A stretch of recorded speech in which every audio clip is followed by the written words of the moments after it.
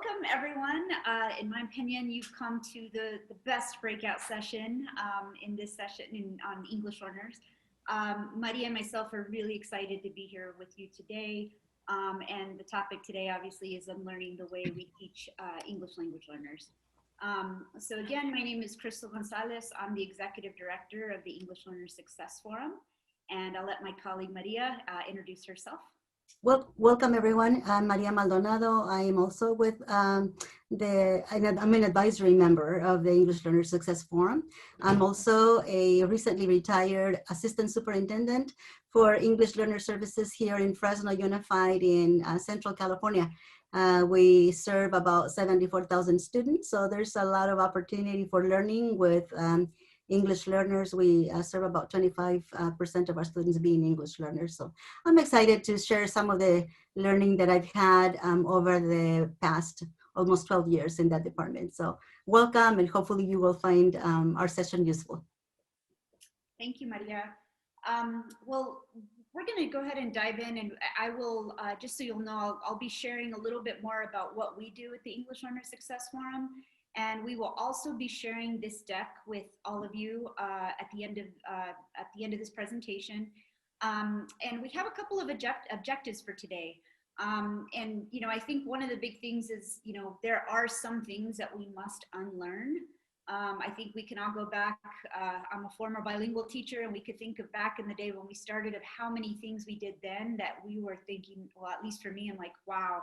If only I could go back and teach what I know now back then, it would be a world of a difference. So we're gonna talk about some of the things that we must unlearn. And then we're gonna spend most of it talking about what are the things that we know are effective in teaching English learners. And what does the research say? And Maria, from her experience, as you can see from her wealth of knowledge and wisdom in doing this in a district, she's going to share some of the best practices that have been really effective for students and teachers in her district. And we have lots and lots of free tools embedded in this presentation. So we're excited to share all of these with you, and we hope that they are very useful. And I also want to invite folks to, you know, put some questions in the chat, and we will do our best to get to them. Although, you know, we'll have a Q&A section at the very end of the presentation as well. So we're going to start with diving in about how do we know we may need to unlearn a few things. And we always say we start with the data. And I think, well, for this, we looked at the data in Florida and what it's looking like, but we know you coming to this session, you likely know the data in your own district and in your own context. And we know it ranges from, you know, a small percentage of students in your district are ELs to some like Miami-Dade, which is almost at 20% of their students' population categorized as English learners. But I think the point here is that, you know, ELs are not a monolith. They differentiate, you know, by language, but also by their experiences and what they bring to the classroom. And then the other piece of the data, so one is just to know our students, what kind of backgrounds do they have coming into the learning. The other thing is to look at our academic data. And I don't think we need to dive into, you know, the discrepancies here and what this looks like on NAEP. We can dive into a couple of the, you know, the academic achievement for ELA and math. But I think the key point here is, you know, I think Dr. Ibram Kendi asked this morning, if you see disparities among different groups of students, the big question is why? And that's really what the point of our conversation is today, is what are we doing on instruction?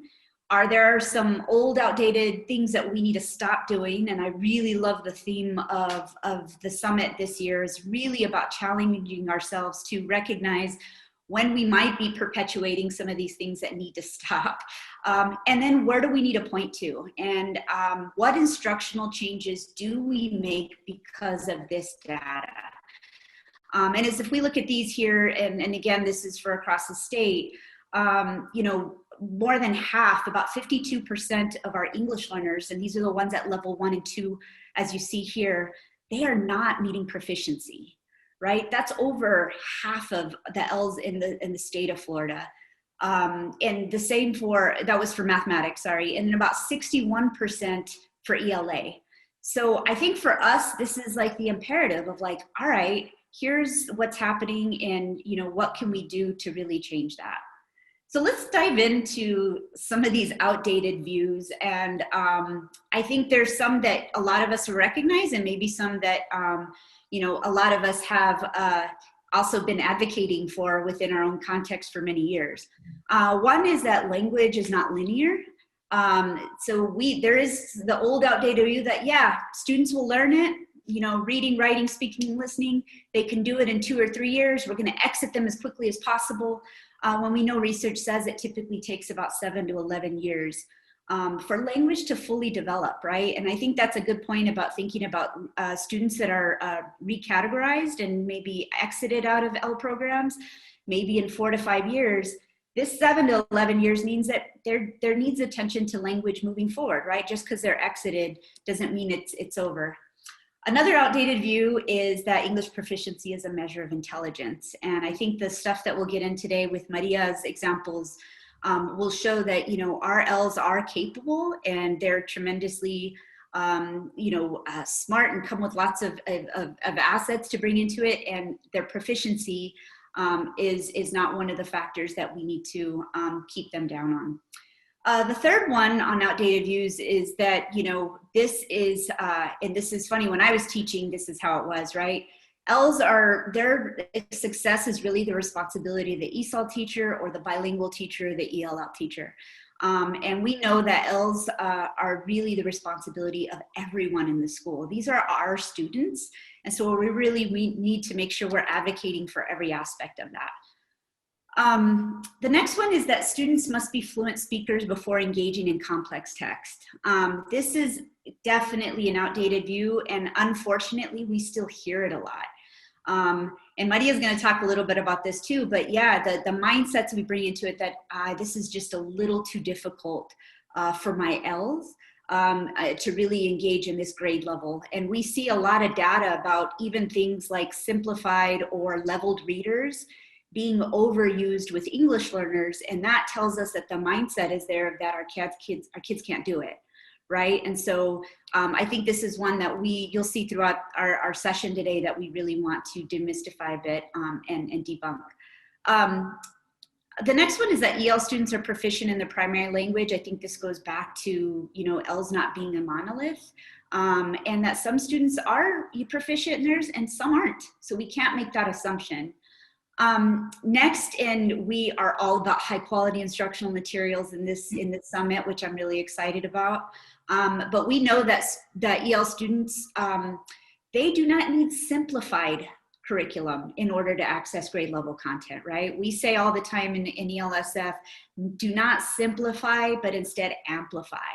And we're going to talk about how to do that as well today. And then the last one that, again, I think when I was trained in bilingual education as an EL teacher, it was all about content agnostic strategies. You don't have to dig into math strategies or ELA strategies. Let's just learn these language strategies that are good for Ls. And we really are pushing for this new paradigm that we have seen as a result of new higher academic standards being adopted across the country, including the best standards in Florida, right? This old paradigm from the bifurcation of content and language of being separate. Like you're gonna go to your ELD class and it's completely separate from what you're learning in ELA. And there in that old paradigm, the focus was on vocabulary and grammar. Really a huge emphasis on those two things.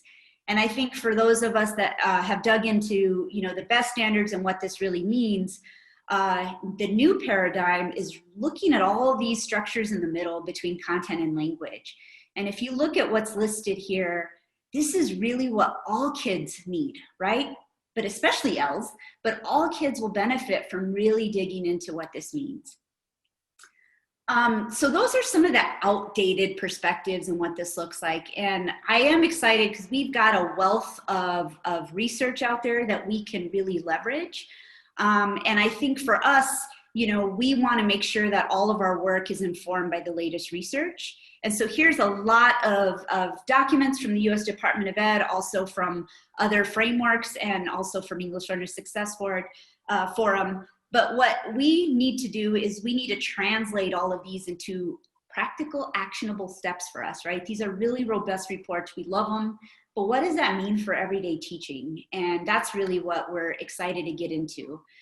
So I'm going to pass it off to Maria, who's going to actually dive into the best practices and things that we do need to be emphasizing with our English learners and their wonderful assets they bring to the classroom.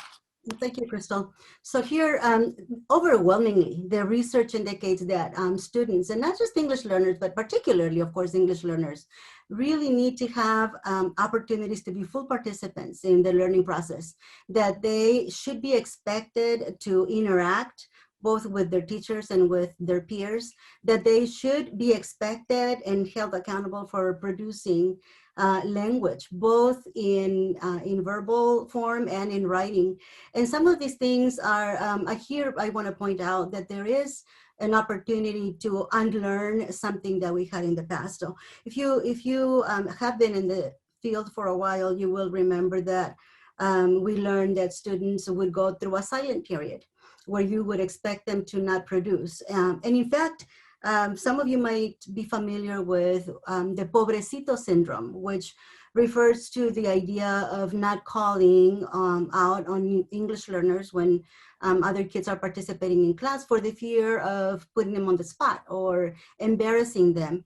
And so for many years, students were basically sitting in the back of a classroom experiencing supposedly what's happening in the classroom. But if they're not being fully participants, and they're not expected to actually produce a response for teachers, but too many times they do disengage. So unlearning that thought is critical, is that we should expect students to produce, and that they will produce if that is the expectation, that they're sitting in a classroom where they are seen and that they are expected to be fully participants.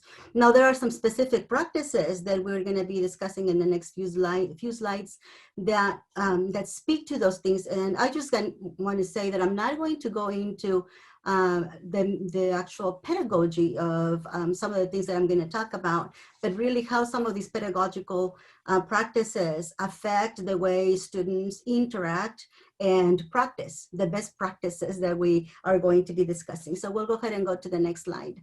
Crystal, please. And so here, throughout the research, we have identified, and more specifically, I'm going to give credit where credit is due, is through the California ELA ELD framework, which for the first time in California has put both of those content areas together, just like I think some of you would expect, that when we're talking about language, is really impossible to separate English language arts from English language development. Those two things come together, and so finally California has illustrated that idea in the new framework. Actually, not that new, it's a few years now, but I'm continuing to get deeper into that work. So some of these practices are things that we want to understand, that they are all based on high quality grade level text. And I do want to make that point and emphasize what Crystal mentioned before, is that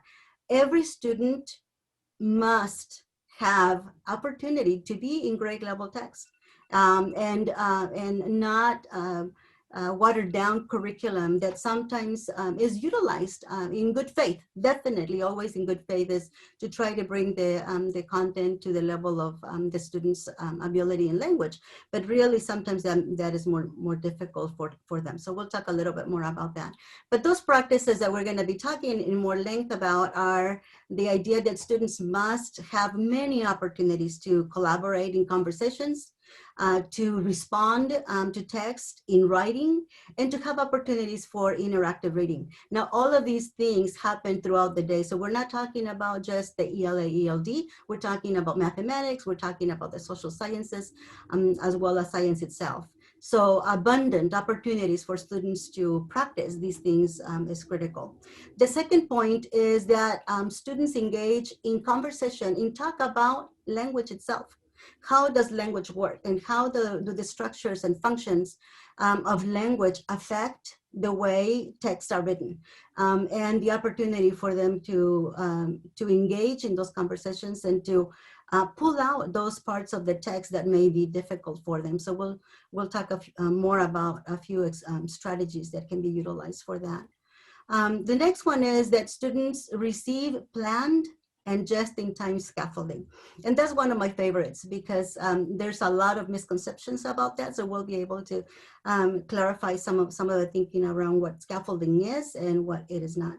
And then finally, I will just touch upon the opportunity for students to learn in positive, culturally responsive learning environments. And I won't spend too much time on that since that is the focus of our conference, and a lot of our speakers have been speaking about that. And more specifically, Ms. Loretta Hammond yesterday spent a lot of time talking about that. And so some of the things that we'll be discussing today will definitely resonate with those points that she made.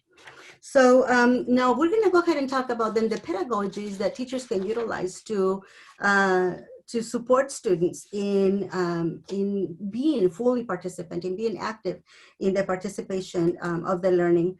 And here, there's also another practice that we need to unlearn. So let's just look at this. When you think about, especially those of you who are supervisors of instruction, whether you're a principal or someone that works at the district office and visits classrooms, and what do you expect to see as great practice? What do you expect to see as a model classroom? And in the past, if you walked into a classroom and the kids were sitting in rows, quietly working independently on whatever it is that they would be working on, that you would be considering that classroom to be an example.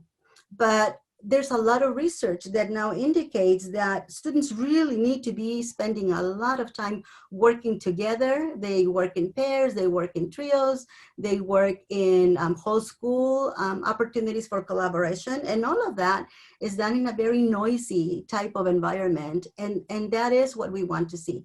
That's definitely a shift in what we expect to see in classrooms.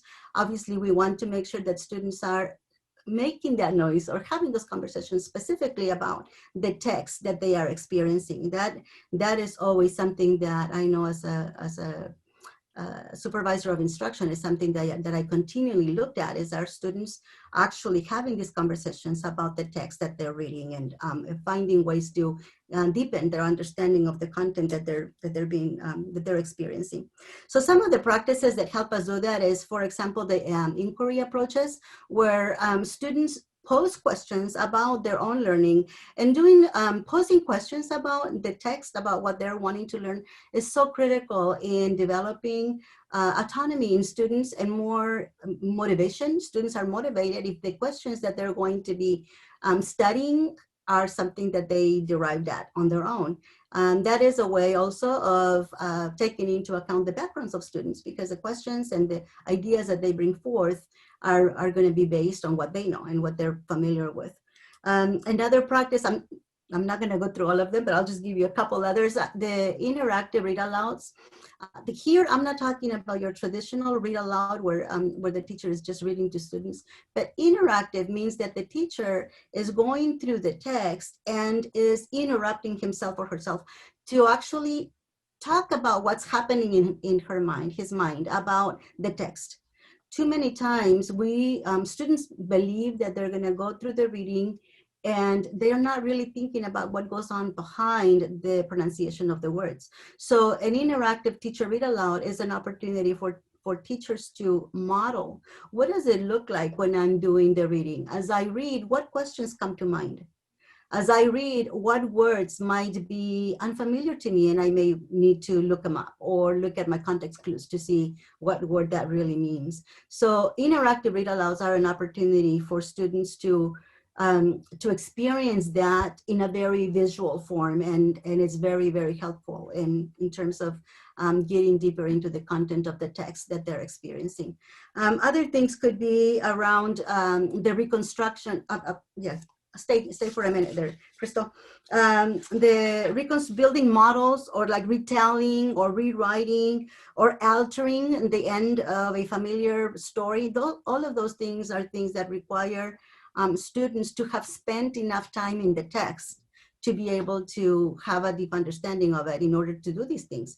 So you are looking at practices that place the onus on students to be the ones that that produce the work, right? The work of the teacher then would be to create lessons that force students to do this, and then provide the right opportunities for students to develop their understanding. So this whole slide is focused around how to get students to deeper understanding of the content within the text and within any of the content areas. And then the one thing I want to call out before moving to the next slide is the idea that all of these things are being done with students experiencing the text. That's another thing that we want to unlearn. A lot of time, too much time, is actually spent where kids are talking about their own experiences. So they may be writing about what they did over the weekend, or the very famous one, what did you do over the summer? Or what is your opinion about such and such? And so those things don't require students to really be readers. It doesn't really require students to utilize the academic language that they will need for that particular grade level. So spending less time on the personal narratives of what they know, but more responding to the text that they're reading, and responding in many ways allows them to practice that academic language and those structures of language that they really need to be experiencing. Okay. So in the next slide, we're talking then about the orientation to the actual language of the text. So we talked about in the past slide about the content. Now the other part is that in order for students to continually develop their understanding and use of English, the English language must be taught explicitly. And here we have another practice that we need to unlearn.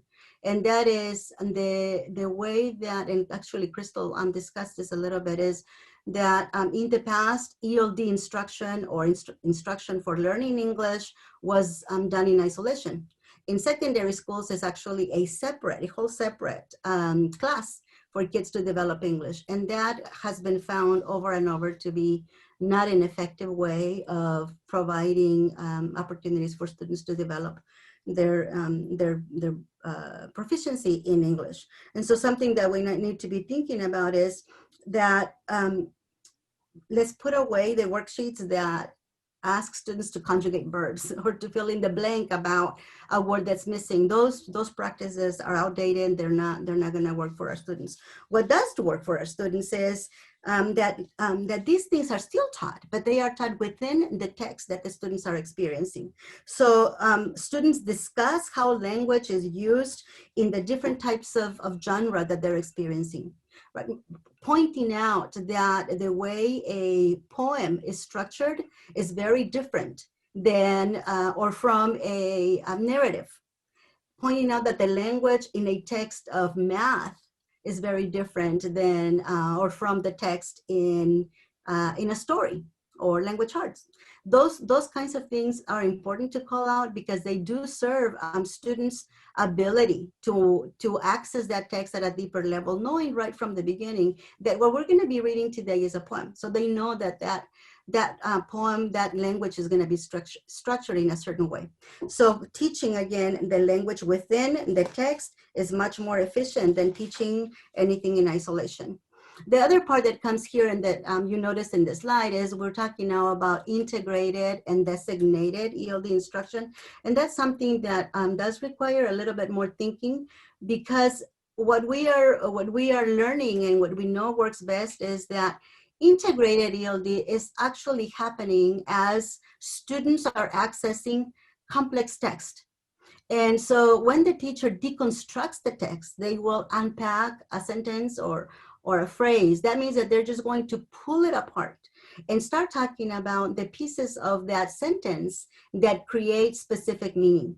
And so you are actually teaching about language, but you're doing it within the context of the text that you're reading. So that serves both purposes. It helps you develop the proficiency of English. At the same time, is supporting the students in understanding the content of the text that they're reading. That is what we call integrated ELD. And so that should happen throughout the day in the different content areas. It isn't difficult to just pull something that you understand as a teacher that is going to cause a challenge for students, and then just spend time deconstructing that piece of text to help students get at the meaning. Now, the ELD instruction in its, am I taking too much time, Crystal? Maybe the part around the designated ELD instruction, this is where you actually, or the teacher actually addresses the specific needs of students. So you've gone through the integrated teaching, but now you still notice that there's 3 or 4 students that didn't grasp that objective that you had presented for them. So this is the time that you pull those students and you provide that designated ELD instruction to ensure that students are not falling behind and that you're addressing those specific needs around the teaching of language. Okay. The next thing that we're going to talk about, the next practice, is around scaffolding. And scaffolding for us in Fresno Unified was very contentious. Actually, I say it's a point of conflict and debate. And that is because here's another practice that really needs to be unlearned, and that is, what does scaffolding really mean? So if you really think about it, in our world, in just a regular day-to-day living, scaffolds are utilized to help us reach things that are too high for us to reach on our own. So scaffolds help us reach those things that are high. Think about that. Scaffolds do not lower those things that we want to reach.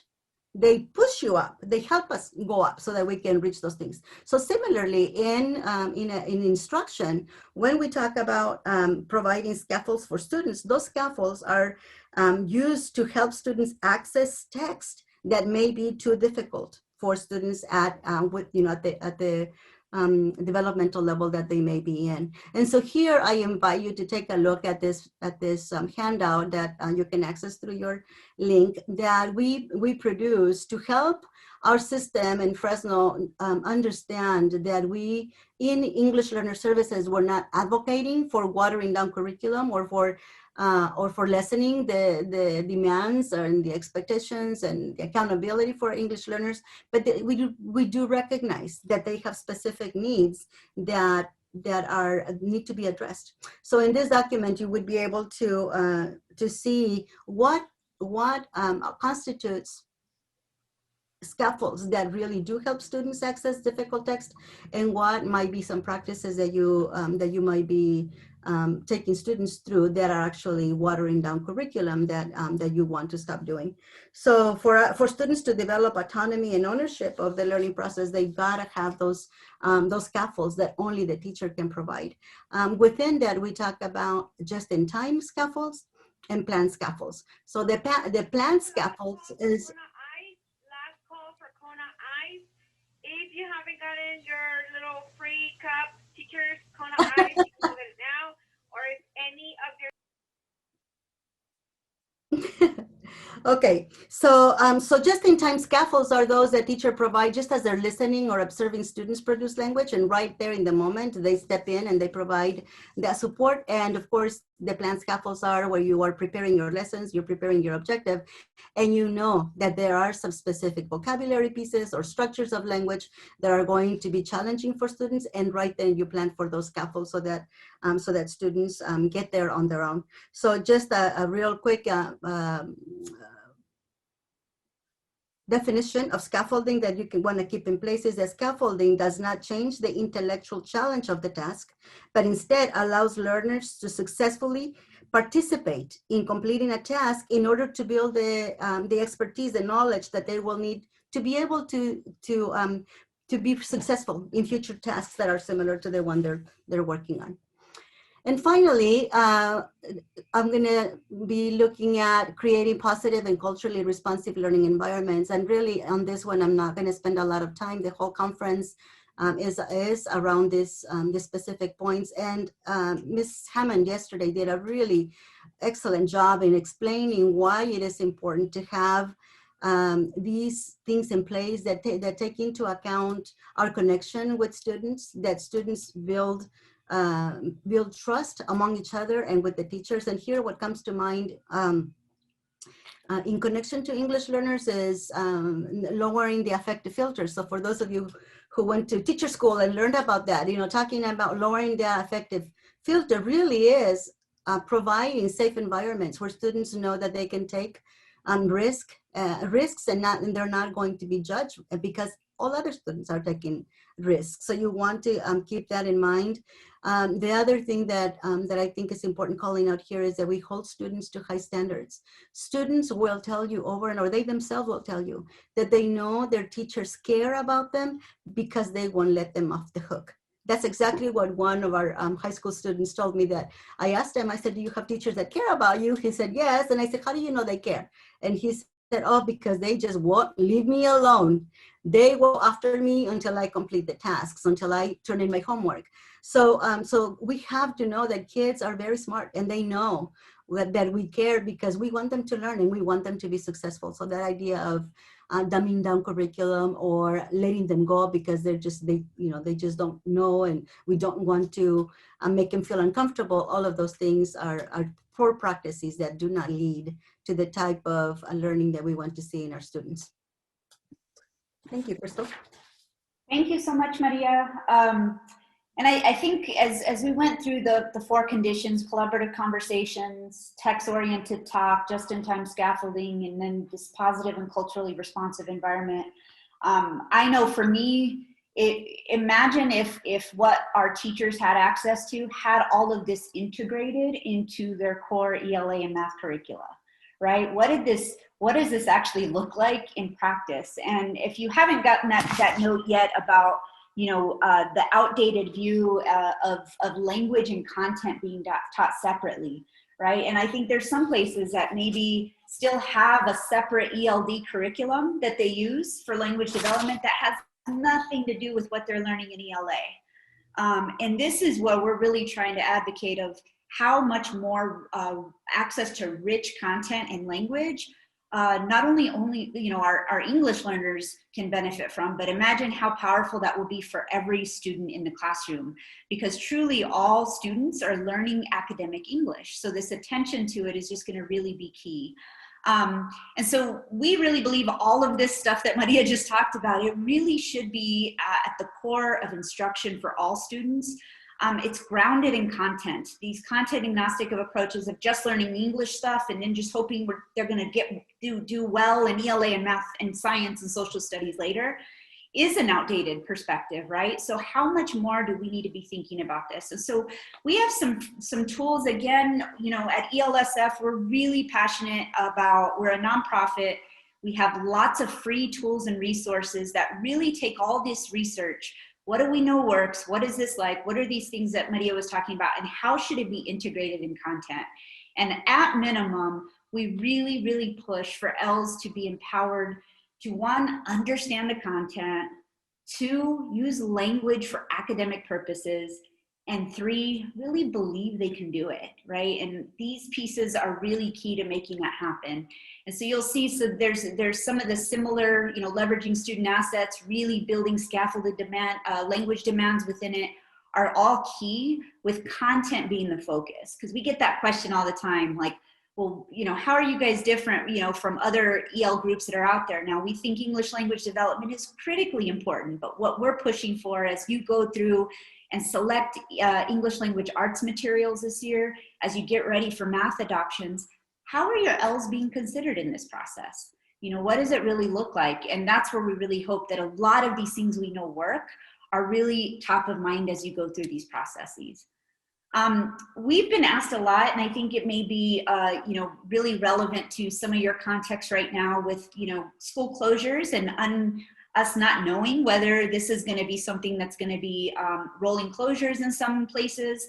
But we had a lot of questions about what does all this mean in ELA and math for distance learning and English learners. And so these are some additional resources that we have that were written by classroom and instructional coaches and teachers that are currently leading these efforts, and they're paired up with EL experts in the field to really talk about, here's some practical do's and don'ts as you make these transitions there. And again, we'll be sharing all of these links with you.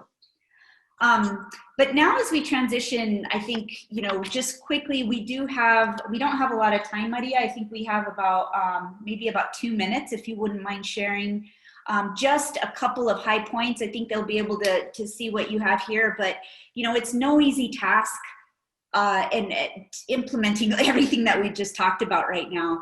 And you have had incredible leadership as a district, in a district position, and being very successful in leading these efforts. So we thought it might be really helpful to, you know, just take a couple of minutes to get your words of wisdom for folks on this session, to hear about, you know, what are some things to consider as they move forward in some of these ways of unlearning.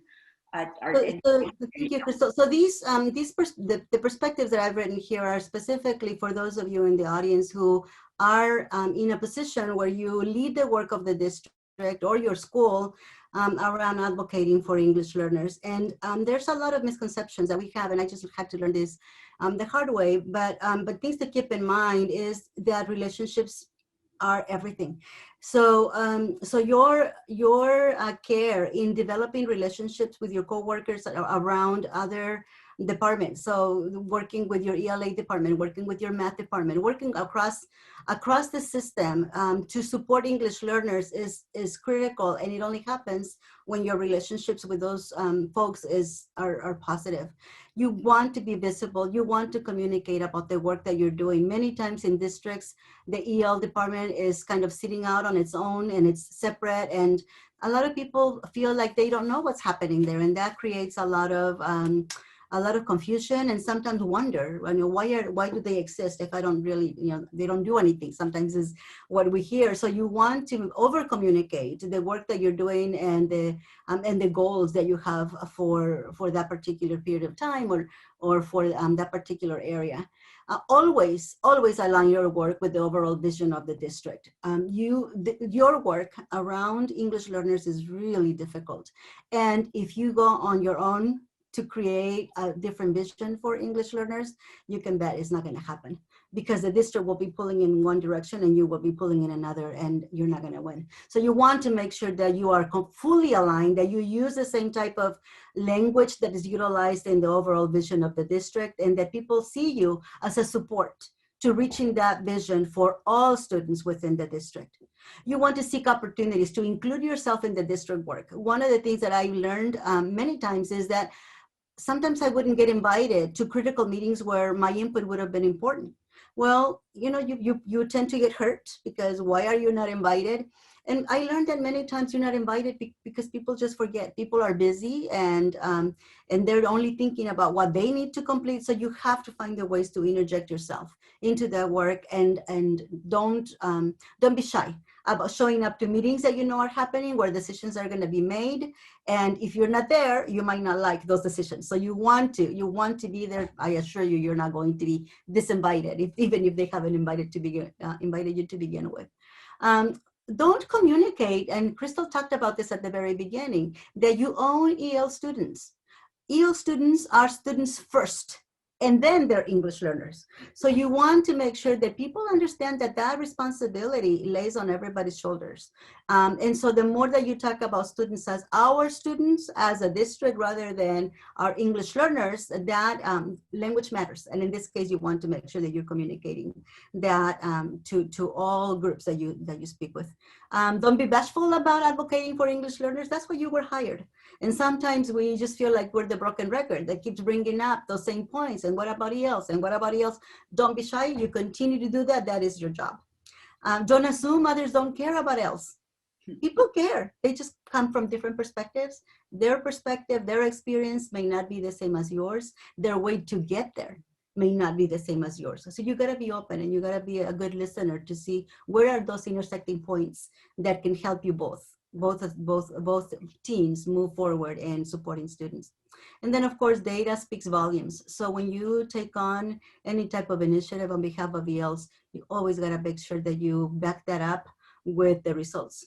And not only is that important to produce that for your district, that's important for yourself, because that speaks about the work that you are doing, and it allows you to stop doing things that are not working and really go deeper into things that are working. So hopefully these points will be helpful to you. Again, they're pretty common sense types of things, but sometimes we're just not thinking about it when you're right in the middle of the work that that's so important and so difficult to do in your district. Awesome. Thank you so much, Maria. And I would encourage you to put some, questions in the chat as we finish up here.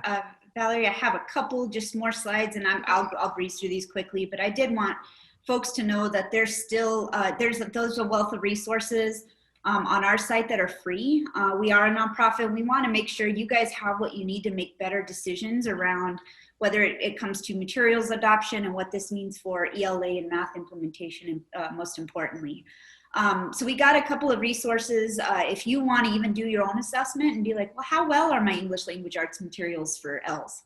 We've got a lot of, inventories, what that might look like, as well as if you are, deep and you've adopted a curriculum and you don't think it does enough, how do we need to improve it to be, how do we need to adapt them to be more accessible to English learners? So we really encourage everybody to, if you are looking for more resources around this, especially on many of the points that Maria mentioned, as you guys know, we can spend 3 days of a great quality PD talking over all of this wonderful stuff. So forgive the breeze of going through so many things so quickly, but we did want to make sure you guys have access to things you need as you go about your work in the near future.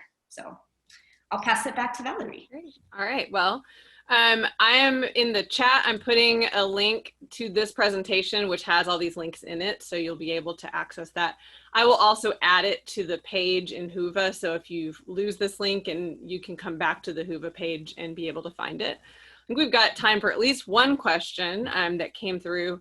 And that question is, you mentioned the use of cultural practices to create socially and intellectually safe places. Can you expand on that? So one of the things that Dr. Ms.